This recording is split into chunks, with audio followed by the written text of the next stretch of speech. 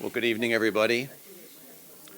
I know a lot of people in the room, almost all of you, but it's great to see so many familiar faces and also some new faces. And some people from out of town. I know we at least have someone from the Washington, D.C. area visiting us tonight, someone from Texas, and of course our guests from New York. Just a little bit about our programming for this spring. I want to make sure everyone's aware of what we still have left.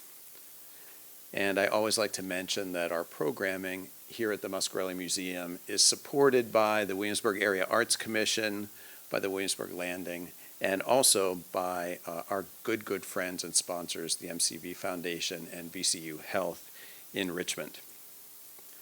So, if you didn't hear me say it on Tuesday, I'll say it one more time. We have a great trip that's the culmination, really, or part of our sequence on museum architecture this spring. We're going to go for a visit in Richmond to both the VMFA and the Virginia Museum of History and Culture and look at some of their recent renovations and space expansions and have a conversation with their architects and senior administrators there on how it's all working.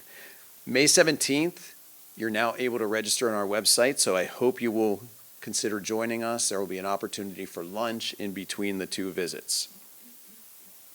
And then we'll finish up this selected topics in architecture sequence on museum design. On June 27th, I'll give a progress report on where we are with the new home of the Muscarelle Museum of Art, which, by the way, construction is underway, and we're thrilled about it. As you know, we have been exploring the New York School of Art, abstract expressionism this spring, and we had a number of programs. I'm not going to run through them all right now. But we've had the great honor this week to have someone who I think I can now call a good friend, and actually it's one of the benefits of my job here as director of the Muscarelle Museum is that I get to meet and develop relationships with really wonderful people who are engaged in the art world. So it was not that many months back that I reached out to Gail Levin, who we knew in a way because several years ago we had read her book, her amazing biography on Lee Krasner as one of our Muscarelle explorations programs or Muscarelle book club programs. And I got in touch with her and I said, Gail, we'd love you to come and talk about Lee Krasner. We had a long conversation and she said, well, you know, since I'm coming down and I actually want to do some research, I'm happy to do another lecture on another artist that I know you're interested in, and that's Lynne Drexler. And I thought, okay, that's a heavy lift for a speaker to ask them to come for a week and actually give us 2 evenings of their time. But it's been really wonderful getting to know Gail and her husband, John. So just a little bit about Gail. I want to just give you some background for those of you who weren't here on Tuesday. Dr. Levin is Distinguished Professor of Art History, American Studies, and Women's Studies at the City University of New York, and she holds a PhD in Art History from Rutgers University. She has done so much important research, really groundbreaking, focusing in on women artists. And she loves to be in archives, and she spends a lot of time with original source materials. And I think sometimes, to her great sleuthing, is really uncovering materials that hadn't been uncovered before, and maybe working with artists that haven't had the brightest light shined upon them by the academic world. She started out, one of her earliest assignments was with the Whitney Museum, and she spent a great deal of time researching the work of Edward Hopper. She's written a biography on Hopper, and also, as I mentioned on Tuesday, is the compiler of the Hopper Catalog Raisonné. And you know someone knows the artist if they compiled the Catalog Raisonné. Her research has also focused on the art of Jewish women artists, and that interest led to biographies of Judy Chicago, and the one I spoke about earlier, Lee Krasner, and then her project, Teresa Bernstein, A Century in Art, included a book, a comprehensive website, and a touring exhibition.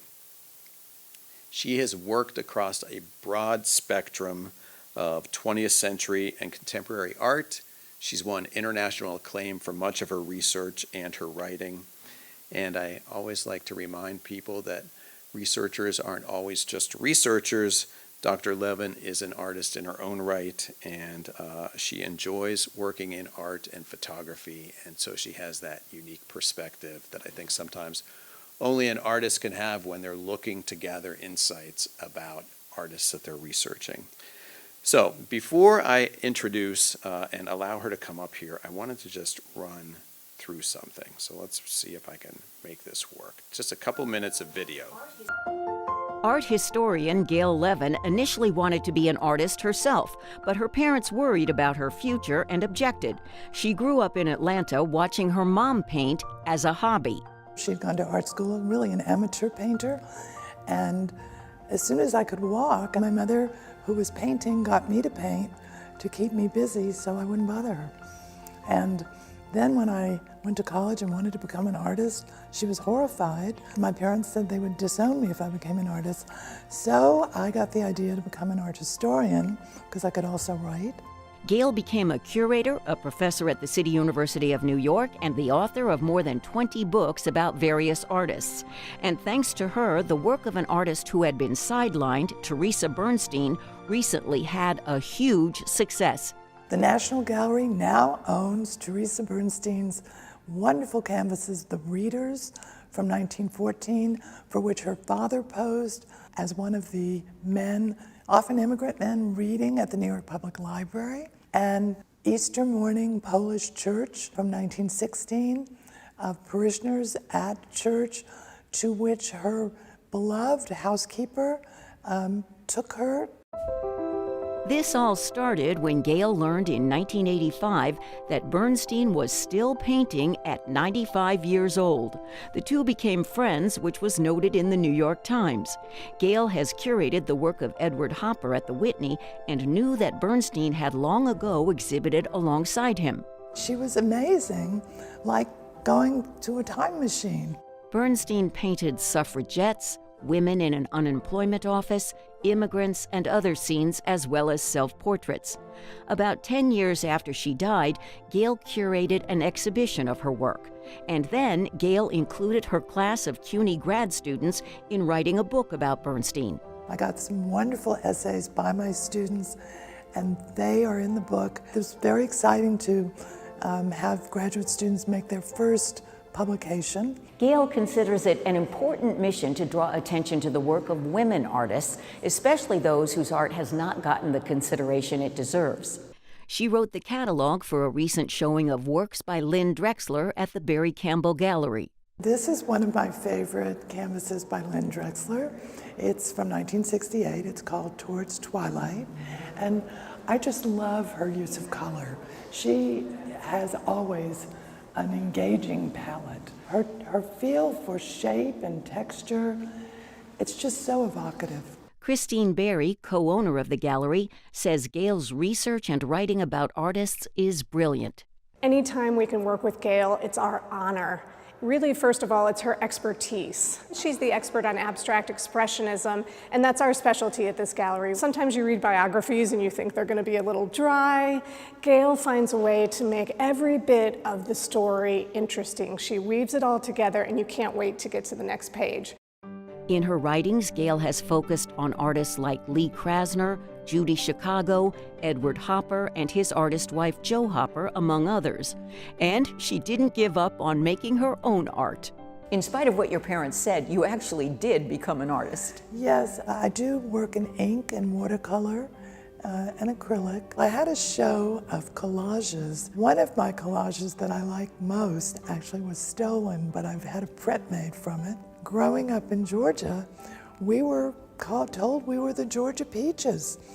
And so I depicted myself with a peach head, and the body is in part a Del Monte peach can.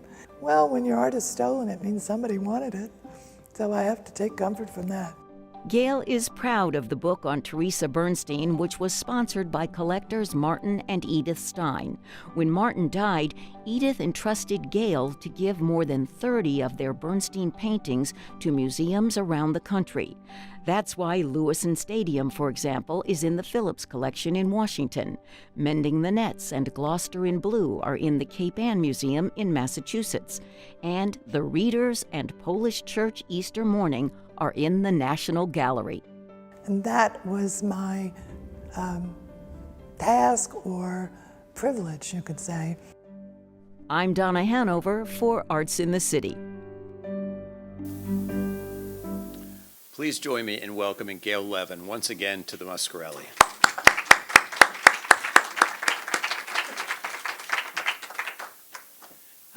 Thank you, David, and all the staff here, Julie, Melissa, I've forgotten your name, Hannah. Thank you all for your welcome, and nice to see you all. So, how many of you were at the Krasner lecture? Okay, so I really know her inside out, but nobody knows Drexler inside out. Can you hear me okay? Drexler was much more of a recluse, and while I've been to Monhegan Island, and I was probably there when she was there, I didn't know she was there, and I don't know if she knew I was there.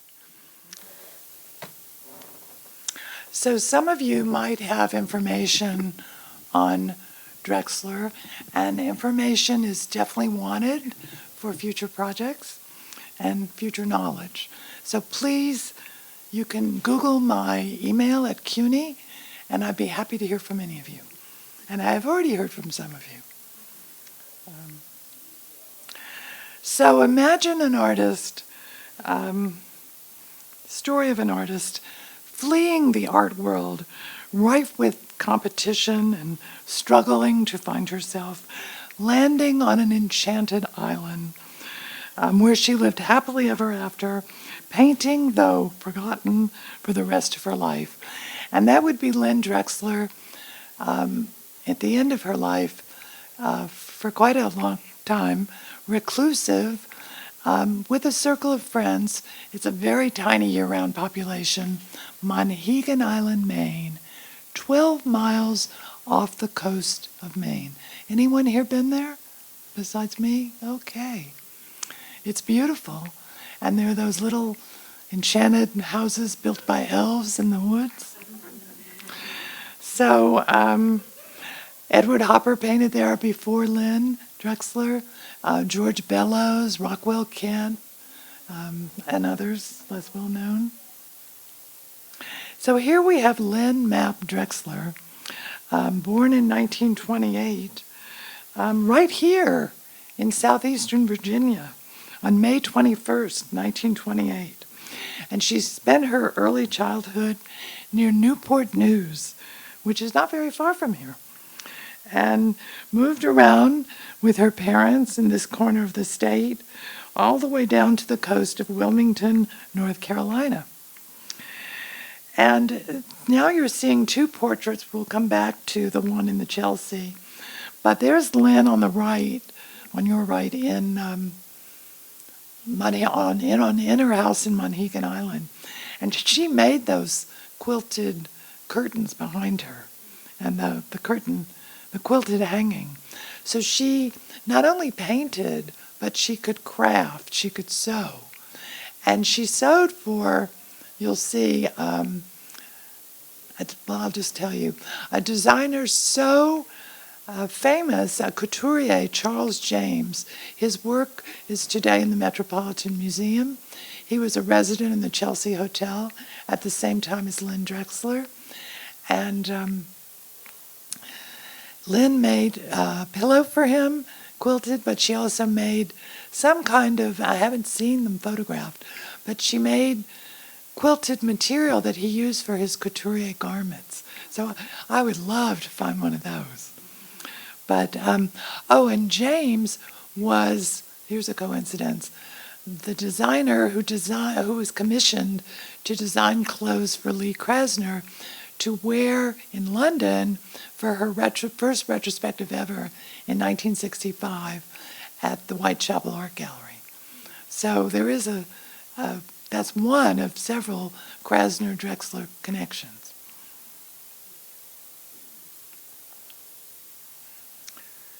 Late in life, Drexler recalled, my childhood, this is a quote, before World War II was marvelous. Well, we're going to see that perhaps sometimes it was marvelous and sometimes it was a torment. So artists have stories they like to tell. But let's look. So Drexler, from obscurity, got discovered by some major dealers and collectors, and they started competing for her work in the art market. And so her visibility and her prices have gone up. The pity, as my women artists say, that it didn't happen during her lifetime. But if you decide to be a recluse, fame doesn't always follow. So we're looking now at her Grass Symphony from 1962, an oil on canvas, 50 inches tall, 68 wide. And I'm comparing it to Vincent van Gogh's Long Grass with butterflies from 1890. And I think it would be fair to say that Drexler was very aware of early modernism, from post-impressionism through artists like Gustav Klimt, and actually through Kandinsky and Hans Hofmann. So as an abstract expressionist, and that's the rubric we can put her under, she's really very original. She's not, she doesn't really look like too many other of the abstract expressionists, not too closely. But with Van Gogh, the two shared an interest in nature, as did Lee Krasner, but with Drexler really focusing in, almost as if you're zooming in and everything begins to blur. So she was very interested in nature and detail. So here she is at 10 months. She was known to her parents as Lindy, and their only child of Lynne Powell Drexler. So her mother had the same first name and last name, once married. And her father, Norman E. Drexler. And you notice he passed away in 1944. And that was a tragic death at age 52 by suicide. So you have to say, what kind of a happy childhood has your father committing suicide? He managed a public utility. I don't have any idea why he was overwhelmed with depression. There are papers, documents, there are letters between Lynne and her mother, and undoubtedly the more time one spends on researching Lynne Drexler, the more we can discover. So if anybody here has any knowledge or ideas, please do reach out and share them with me. And if I haven't mentioned it, you can find my email just with a Google. Okay, I probably mentioned it. So this is really a local story of a girl, local girl makes good. In the big-time art world, that cauldron of that melting pot of New York City. And it got too hot for her to handle. She wanted out of there. And so she ends up in Maine, not just in Maine, but 12 miles off the coast of Maine in Monhegan. So here we have just a view of Newport News around the time she was living there. And here we have an early photograph of Lynne Drexler in her high school yearbook. And there she is on the front row on the left. We have any St. Anne's School graduates from Charlottesville here? Well, anyway, Lynne is one of their prominent graduates. Here she is in 1943 in the freshman class. So that was coeducational, independent boarding and day school. So you see, the parents had a certain amount of money.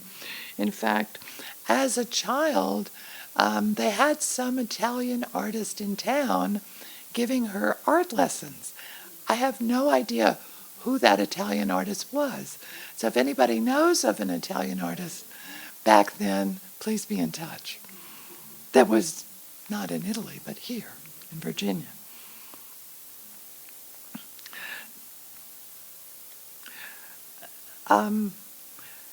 Drexler's mother was descended from both these men, Robert E. Lee, we know the Confederate general, and Sir Francis Wyatt, the first governor of Virginia, going back to his appointment by the king in 1624 for 2 years. So she was kind of like Virginia royalty, old line. And she was reduced after her husband's suicide to earning her own living, and she ran right here on the William and Mary campus, Linden Hall. And the building, Melissa took me by it today, 402 Jamestown Road. It's a nice clapboard little white house, and it was Linden Hall. I don't know why it was called Linden Hall, maybe for the previous family, run by Mrs. Norman E. Drexler.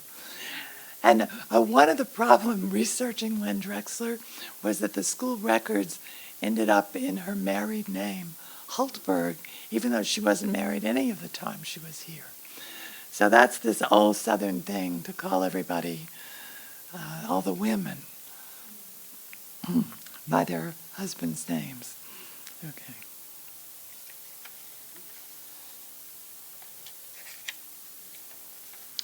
So from that Italian painter, some paintings survive in the estate from when Lynne was just 9 years old. And you can already see she loves color, she loves landscape. You don't see figures. She's not really much of a figure painter. There are a few, but that's not her main thrust.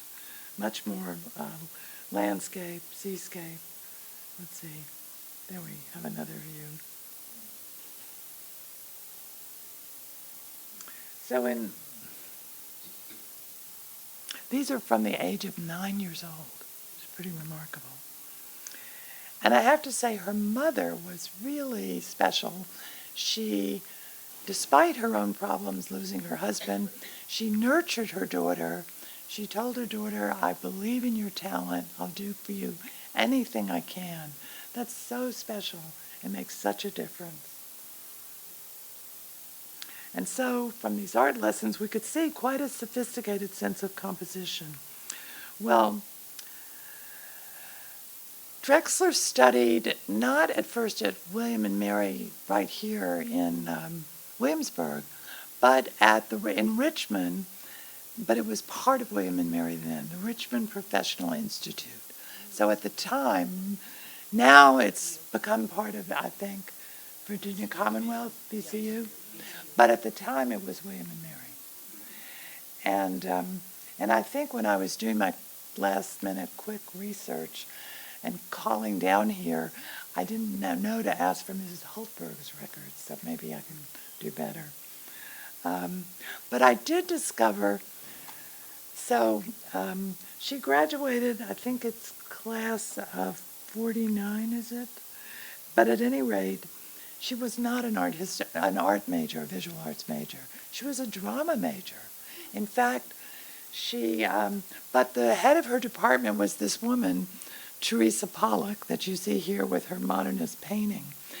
And in fact, several years after Lynne Drexler goes to New York to study with Hans Hofmann, Teresa Pollock follows her to be a student at age 59 in Hans Hofmann's last summer school before he retired.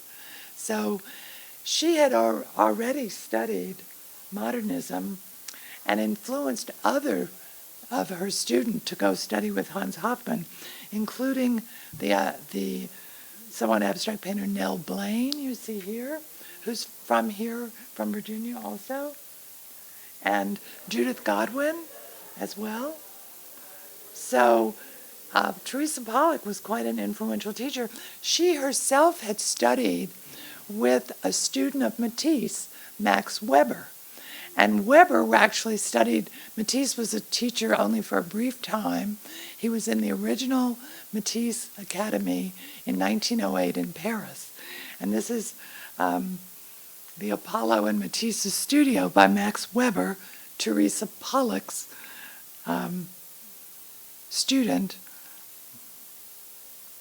teacher, Teresa Pollock's teacher. And so kind of like this legacy of modernism from Paris to Virginia is really remarkable. I mean, I say this having grown up in Atlanta, Georgia, the daughter of you saw my mother, amateur painter, and things were, I would say, more conservative in that metropolis in the deeper South. For some reason, this area had it still has a very enlightened cultural outreach and connection, which is impressive. So here's the Hoffman class. Blaine, Godwin, Drexler, all studied with him before their teacher, Teresa Pollock. I say their teacher. The drama department was under Pollock, but we don't know for sure, since I don't have a transcript, if Drexler actually studied with Pollock. But she must have felt her liberal influence. And Matisse and Hans Hofmann, the teacher she's going to go to New York to study with, Hofmann, had painted side by side in Paris earlier in the century at the Académie Colarossi. So they were very friendly. And the artist above all that Hofmann preached as a wonderful artist to understand was Matisse, Henri Matisse. Hofmann himself, of course, was German, which is how he ended up here in the United States in the early 30s, first in California. I believe his wife was Jewish. He was fleeing the fascists. And even if that weren't the case, if you were an abstract artist, it was considered degenerate art by the Nazis.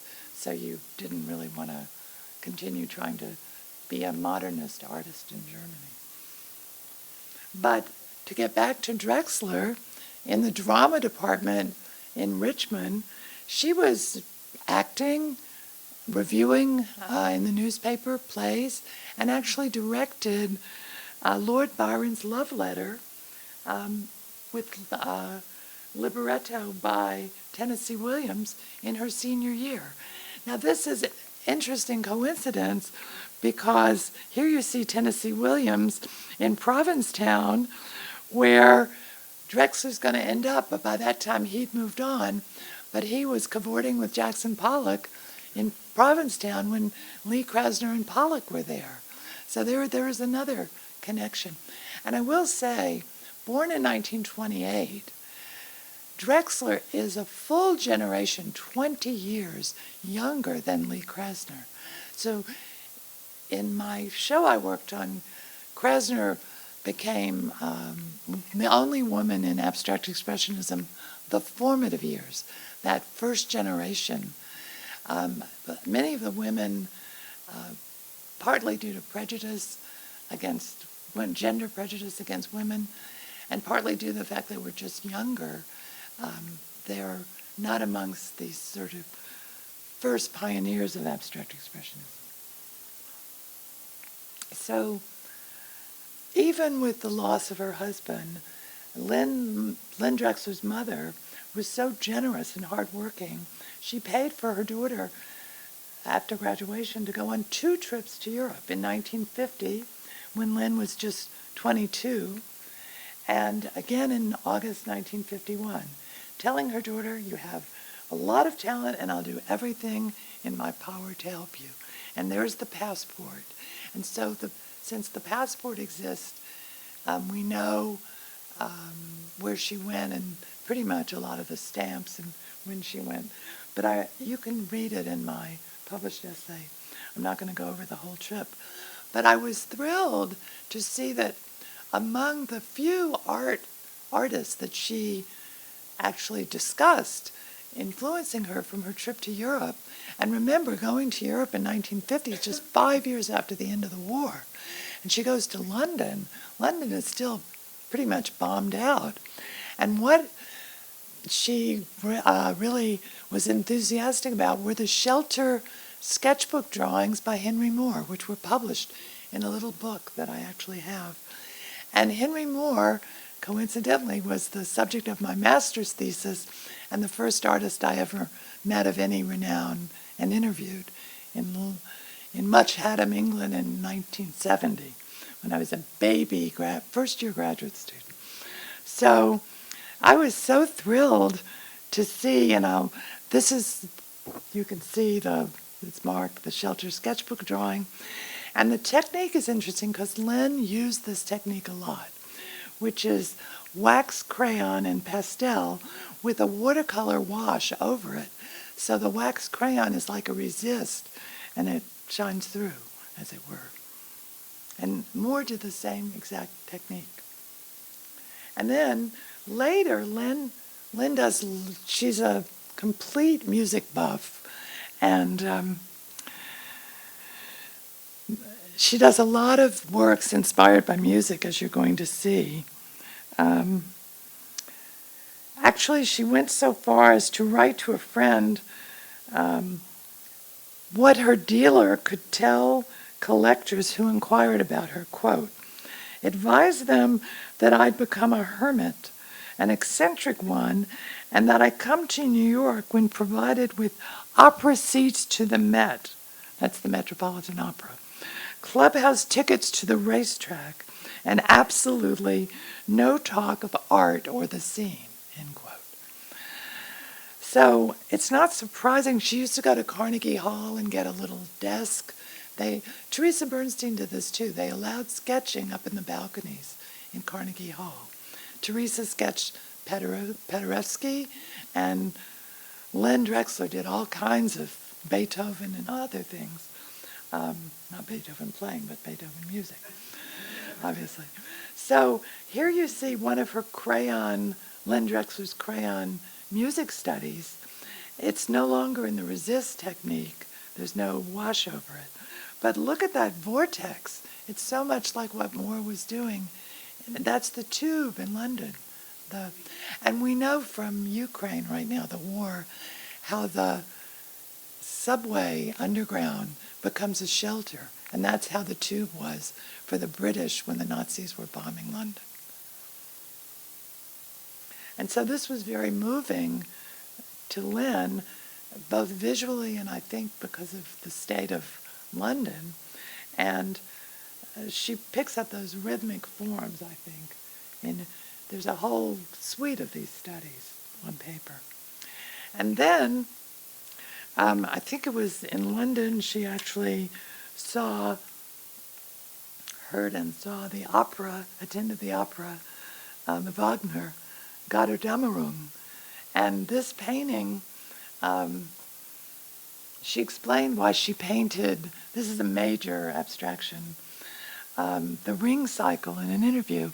It was just the soaring, the gloriousness of the music, the beauty, the power, and the glory of it.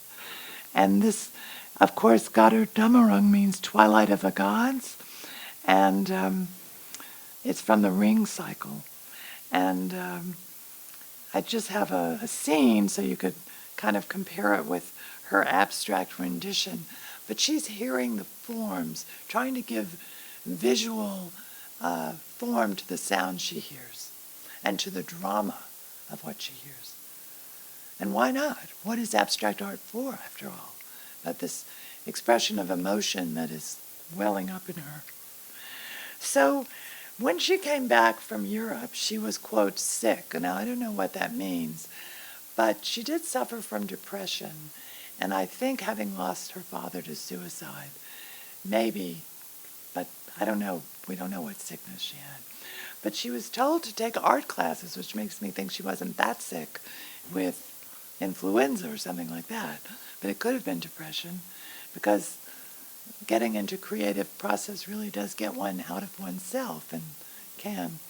So she studied with Thomas Elston Thorne, who taught here at William and Mary. She studied with him here for many, many years. And I know that the museum owns a number, and somebody else here owns some. And these are the only two I could find on the internet. So he's not exactly super famous. But she also said she took some sculpture at William and Mary. And today I saw some, is it Charles Rosenberg, Melissa? Carl Rosenberg. And it sounds like he was probably her sculpture teacher. But we don't have any sculpture from her that survived that I've ever heard of. But Thorne obviously was modernist, kind of fauvist. Fauvist meaning the early word for wild beast, bright colors that characterized Matisse and André Derain and Maurice Flaminck and Raoul Duvy and some others. But Drexler credited her decision to move to New York to study art with Hans Hofmann to suggestions made by two men she met right here in Williamsburg. The artist, Hans Peter Kahn, who is the brother of Wolf Kahn, a German refugee, the older brother, from Nazi Germany, who had studied in New York with Hans Hofmann. He recommended. And I believe he taught at Hampton Institute, but he was in the art community. And Ward Bennett, who was born Howard Bernstein, and when I was first living in East Hampton, New York, was a very big name for a modernist designer of note in East Hampton. And he had studied with Brancusi in Europe and Hans Hofmann in New York. And so he was here, and we even thought that he might have impacted design here at William and Mary. Right.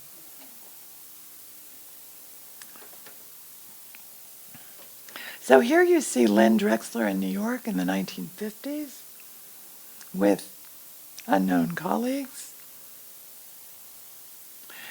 And she enrolls in the Hofmann class. She lived in a kind of the Evangeline, I think it was like a Y for, single women living in New York. It's not such a bohemian. It's fairly conservative to live in such a place. I mean, a good girl would. And she picked up, of course, the most important concept from Hans Hofmann, the concept he called push-pull. He said when a painting works like a steam engine and colors move in and out of depth like pistons, push and pull is not so simple as people think it is. It's actually a secret of three-dimensionality, of a flat surface, creating space, deep, deep space, without destroying the surface, without drilling a hole in the surface. So I'd like you to judge for yourself whether we can see that in Lynne Drexler's paintings, her abstraction. Now, in that class she was in was another Southern woman, but older than Lynne, you can see, by 16 years older, much older, the same age as Jackson Pollock. Ida Kohlmeyer, I believe, was from Louisiana, from New Orleans, and but a Southerner. So Hofmann was a real draw. People went to Lee Krasner, studied with Hofmann in the late 30s and the early into the beginning of the 40s. And you can see her abstraction. There she is in the Hofmann School. And another woman artist from the same time, a classmate of Lee Krasner's, is Pearl Fine. So Fine is not generally considered first generation, but close. And she's really a contemporary of Lee Krasner. She just didn't get noticed. It's very hard for women artists in this period, and especially in Teresa Bernstein, but still in this, maybe even more so in this period. Because the 50s is, post-World War II is very reactionary against women. Tough. And another classmate who became very famous, I don't know if you know the minimalist Dan Flavin. I knew him slightly. And he certainly dealt with color, but colored light. And we have in Bridgehampton on Long Island as part of the Dia Foundation, just dedicated to his work. So her classmates, some of them made names for themselves from the Hofmann School. And as we're finding out, Drexler made a name for herself. We just didn't hear of it till recently. So here is a slightly blurred slide of an interior composition from 1935 in Fauves style, painted just 3 years after Hoffman immigrated. As I said, he went to Berkeley. He was teaching at the University of California before he came east to New York. And they really got him out of Germany because of the rise of fascism. And here he is in 1954, closer to when Lynne is studying with him. And I think you can see in the vibrancy of the colors, in the rhythm of the forms, where Lynne Drexler is very Hoffman-esque. She really does come out. She's original, but she owes a debt to her teacher. I think she'd be the first to admit it. He said, quote, "My ideal is to form and to paint as Schubert sings his songs and as Beethoven creates a world in sounds. That is to say, the creation of one's own inner world through the same human and artistic discipline. An inner sensation can find external expression only through a spiritual realization." Krasner used to say she couldn't understand a word he said. His German accent was so thick. But I like to think it got better by the time Drexler got there, decades, more than a decade later. But I think the facture is very much related to this. And there you have Lynne Drexler, Blue Horse, Red Rider, just 4 years later. And I think you can see those small blotches of different colors and the animation. They're paintings that seem to move, very energetic. And here's a bigger, and I think when I think about this, I think of Kandinsky collected by Hoffman, and Drexler picked up Kandinsky from Hoffman, certainly, and Kandinsky, like Hoffman, before Hoffman, was very interested in the relation of color and form to music. In fact, Kandinsky wrote concerning the spiritual in art, and he wrote about different colors having different spiritual values, and he wrote a whole book of poems called the Yellow. He wrote a drama actually called The Yellow Sound, and so he definitely, it's related to linking sound and form and sound and color. Okay, and Kandinsky was the co-editor of this almanac you see, the Blauer Reiter, and when I see Blue Horse, Red Rider, I think of the cover illustration of this very famous, it was edited by Kandinsky and Franz Marc in 1911. So it was in the 1950s that Lynne developed her original synthesis of post-impressionist painting. We looked at Van Gogh in relationship to her earlier, and post-war painterly abstraction. And her results are original, crisp, colorful brushwork. And yet she adored painting to classical music, and she liked it live, as I said. And her results are lively, complex, and painterly. Of course, once she's on Monhegan Island, it was recorded music. Okay, this is her letter. So when you're researching somebody like Lynne Drexler, if I say to somebody who's an abstract expressionist scholar, hey, she studied, you haven't heard of her? She studied with Hans Hofmann and Robert Motherwell. Oh, can you prove it? So yeah, I was looking for proof. So here's Lynne Drexler's letter asking for a transcript from Hans Hofmann's very untraditional, unorthodox school, which is going out of business because he's retiring, so that she can apply to Hunter College. Hunter College is part now of the City University of New York, which is a bunch of separate colleges all unified. Brooklyn College, where I teach, Baruch College. The Graduate Center is part of it. There are like 20 senior colleges. So who's teaching at Hunter College? The man Hoffman tells Drexler that she should go and continue studying with, Robert Motherwell. So there's, you can see, I came she writes to Hoffman, I came to your school in New York last February, and I attended. Eventually, she got even a scholarship. He liked her enough. And when she hears he's going to stop teaching in New York, because he continued only in Provincetown, and then that stopped too, she was allowed to take all of his classes that he was given at that time without paying more than her $60 a month or something tuition. So she did it. She was the enthusiastic student who couldn't get enough of her teacher. And don't we like to have students like that? So this is Hans Hoffman's letter of recommendation. That he's sending her transcript. And he dated it January 26, 1956, but it's really 1957. How many of you in the beginning of the new year put the old year? So that's what happened here. And here's Robert Motherwell, not unfortunately with Lynne Drexler in the picture, but you get the idea, and what he's doing at that time. And she called Robert Motherwell, the quote, the finest mind I've ever met in the art world. There she is, starting out. And Drexler reported that Motherwell told her, I'll funk you out of here before I see you go to teach. You're too good a painter. Let me point out that it is not easy to make a living as an artist, just to support yourself without teaching, without doing some kind of work. Edward Hopper had to work as an illustrator, as did many artists, commercial illustrator. He hated it. But some teach, but Lynne Drexler got the idea from her teacher, Motherwell. The only trouble, does anybody know why Motherwell could give such advice?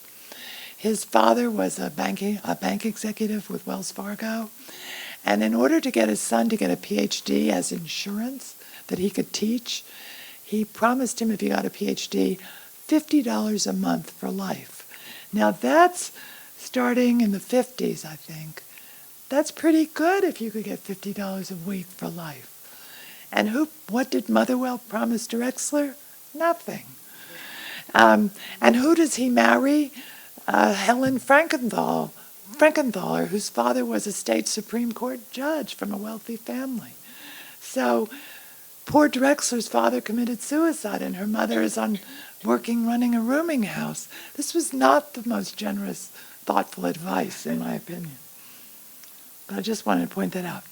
So in November 1957, Drexler's mother wrote her from Virginia about a friend named Mercer who was arranging for her to meet the prominent, she's desperate to show in New York, art dealer Betty Parsons. Betty Parsons showed Pollock and Krasner. I met Betty Parsons when I was a curator at the Whitney. She's an artist too, and she was still alive.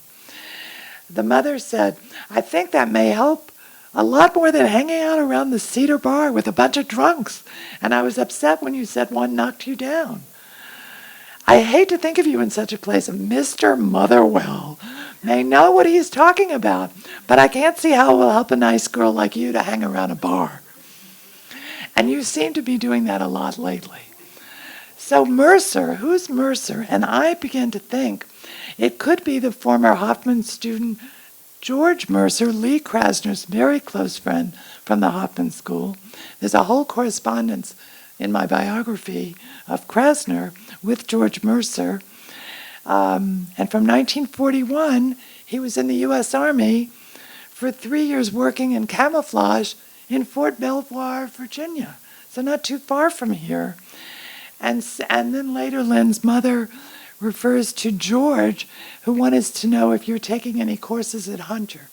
Well, so this is a conundrum, but I'm kind of putting the pieces of the jigsaw puzzle together and thinking maybe it's George Mercer. And there's George Mercer above Pearl Fine in the sunglasses next to Lee Krasner. And that's Lee Krasner's boyfriend before Pollock, her 10-year-long lover, and Krasner in the Pollock class in Provincetown. So a lot of what we know about Drexler is still hypothetical, not penned down absolutely. Here's her painting from '58 called Opera. It's lyrical, it's beautiful. We don't know which opera. And her other teacher was Gabor Peterdi, a Hungarian emigre printmaker who also taught at Hunter College. And we know that Lynne made prints at Tamarind Lithography Workshop. That's one. And I want to show you what else. And we've talked about 59. Already talked about the Twilight of the Gods, the Götterdämmerung, wonderful painting, which is in the Southern Collection, the Greenville Museum of Art in South Carolina. And Lee Krasner's Listen. I bring it up because they both have this red tonality, and you would think, oh, such a happy picture. So Krasner painted this 1 year after Pollock died, and she recalled, quote, tears were literally pouring down when she painted the bright colors and biomorphic forms. And then, so quickly, Mata Oka, A Flame by Lynne Drexler, 1959, which refers to Pocahontas. Her birth name was Mata Oka, and the flower between two streams, the rivers of the Mattapony and the Pamunkey, right here in Virginia. Some of you may recognize this north of Richmond. And we have a work on paper, gouache, Sunroy, and I related to the background of Klimt's Adele Bloch-Bauer portrait from 1907. Again, I think Lynne was very interested in early modernism.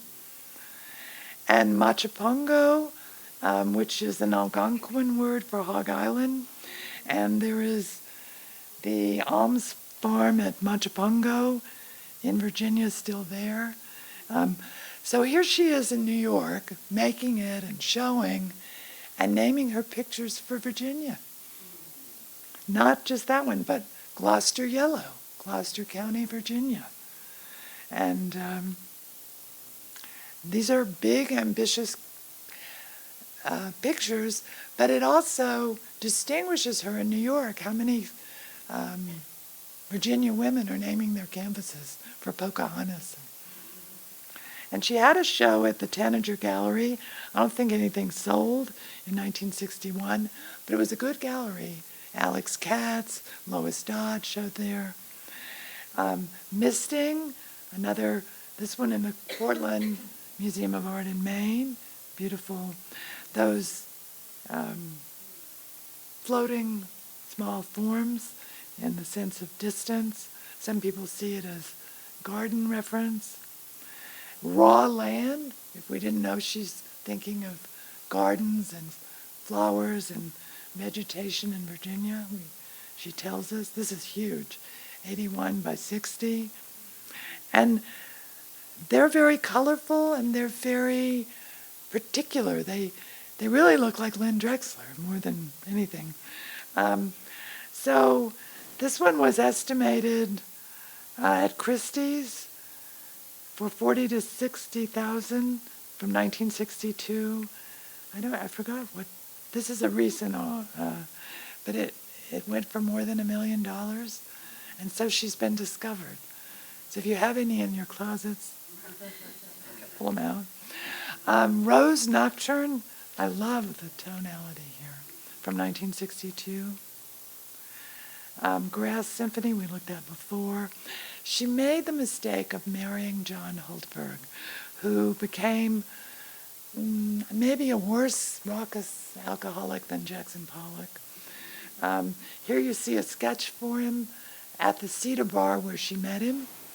Not the best place to meet your husband. Ask Audrey Flack, a painter who talked about the men, drunken men hitting up on her. She used to hang out there too.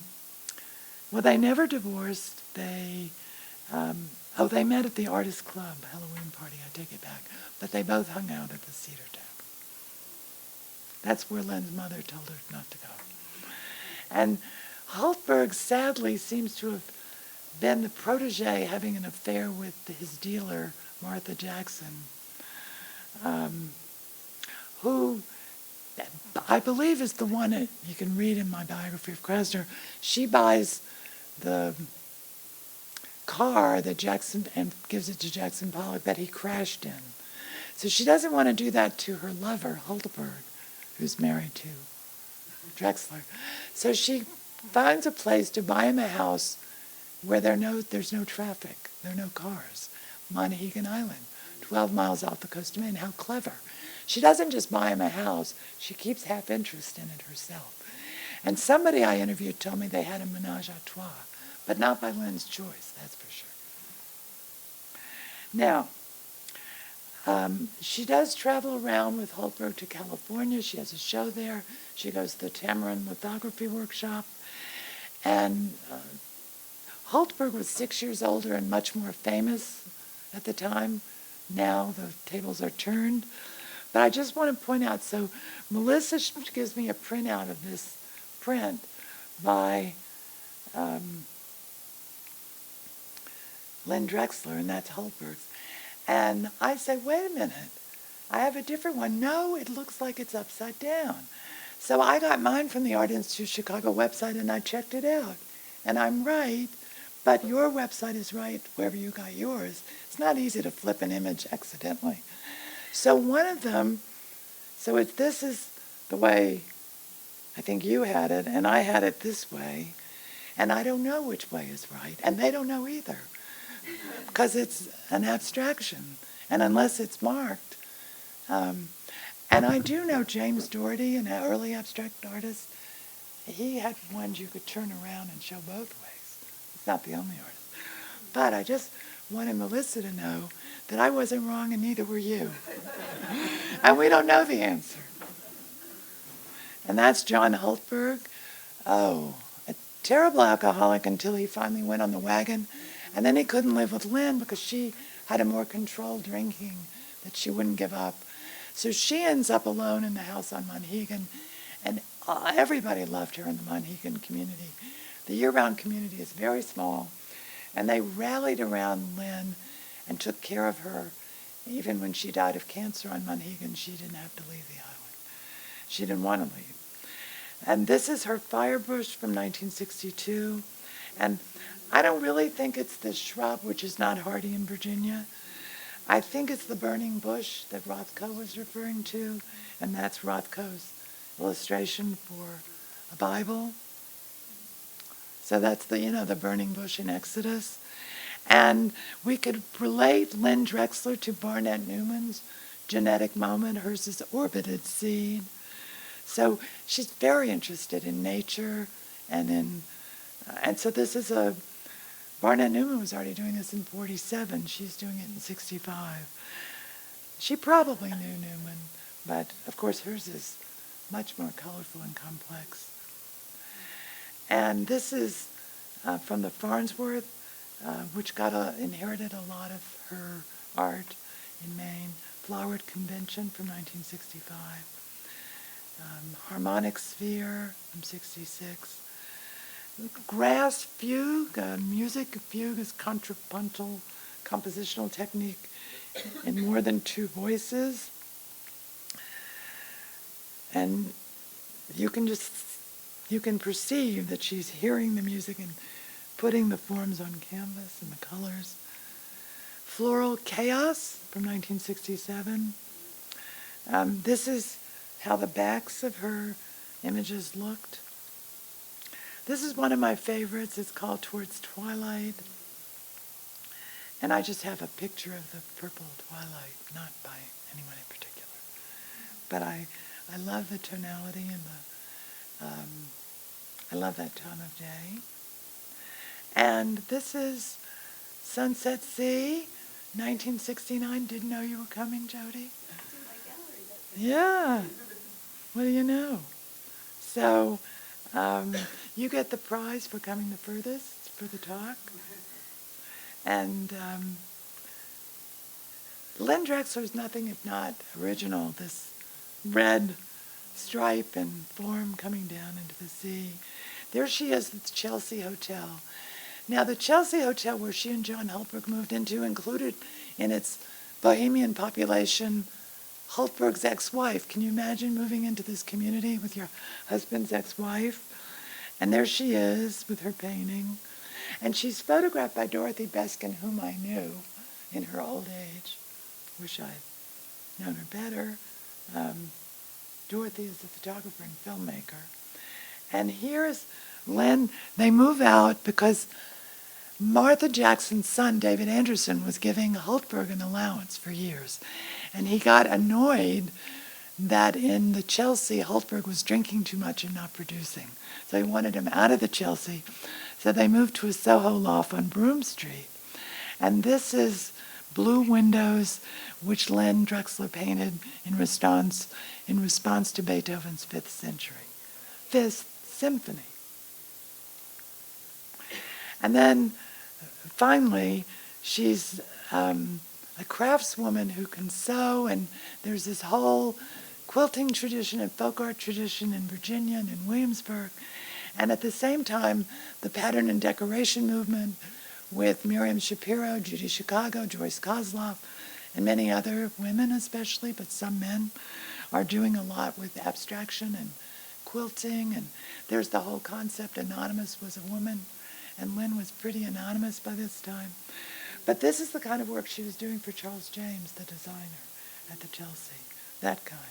And that's a Charles James suit, in case you see any in thrift shops around here. That was made for Lee Krasner and is at the Met. That's Lynne Drexler. And then she returns to a representation, and I'm going to end my talk.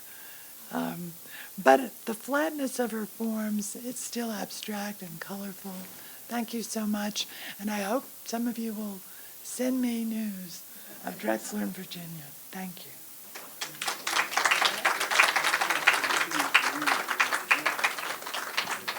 Does anybody have any questions?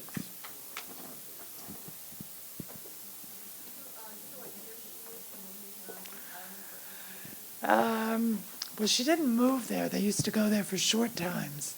And I have it, but I don't have it in my head.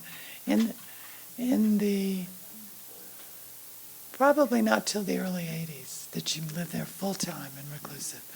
And for a few summers, she refused to go because Hultberg was in the house drinking with too many people. It was like a Grand Central Station.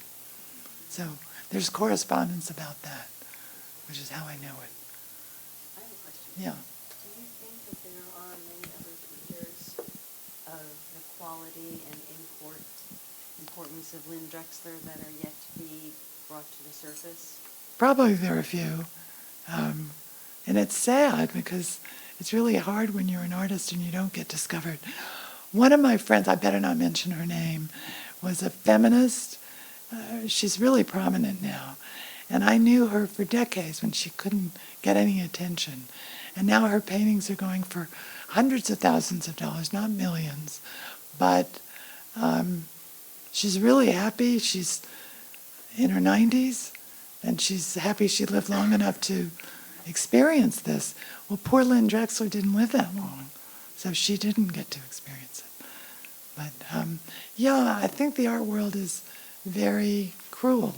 I mean, you have to know the right people and be in the right place and have the right luck and have the right talent too. Right. But yeah. So indiscriminate. Yeah. You know, as I think about other artists that maybe are similar to her, as important and as good. Absolutely. I'm sure there are undiscovered talents around. And it's all about marketing, as you know. And two people have to want the same picture to push the price up. Ain't that the truth? Any other questions? Thank you. Thank you, Gail.